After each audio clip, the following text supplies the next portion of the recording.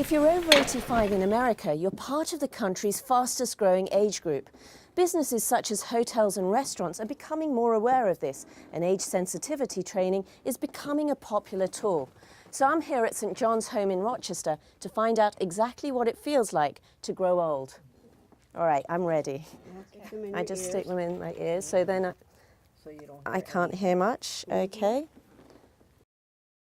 These are the natural limitations of growing old. It's not necessarily anything's happened. Okay, so it's very difficult when you get old. Here goes. Okay, we're going to lie you down.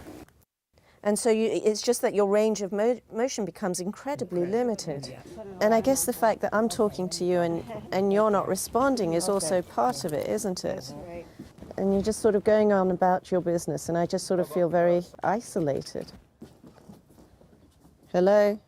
Diseases like macular degeneration can be mimicked by putting Vaseline on goggles. We can decrease people's hearing, and by restraining people, we can mimic either contractures or paralysis from strokes or other conditions, and also take away that sense of control. People who no longer can use their strong arm, for instance. You know, we're used to when you had your right arm tied, you found that you had to drink tea in a different way. So we take this for granted because we don't have to think about these things. I can begin to imagine what it feels like.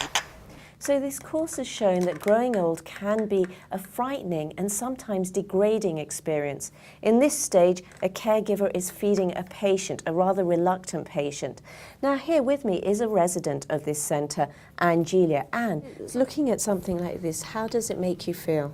Helpless, very much so, because we're able to feed ourselves, and now it's come to a stage where we can't. And somebody has to help us eat, and that's degrading. How do you feel people perceive you, and how do you think that needs to change? They've got to understand that a person, when they get older, there are problems. They have problems because there will come a time they will get older, and it could happen to them.